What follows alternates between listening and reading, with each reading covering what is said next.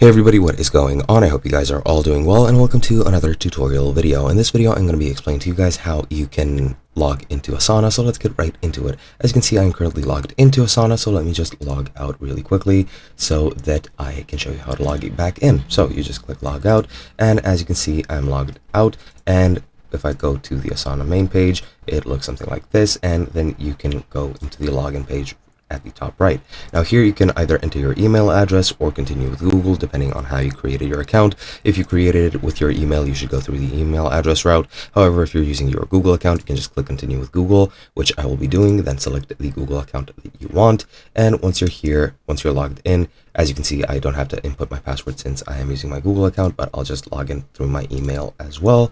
But yeah, just log out, and then for the email address, tutorialaccount@gmail.com, and if I click continue, I'll need to reset my password, so since I don't have a password right now, and I have received an email to reset the password, but pretty much this is where you would input your password, and that is basically it. You just input your email and your password and you're logged in. Hope you guys enjoyed, and I'll be seeing you guys next time.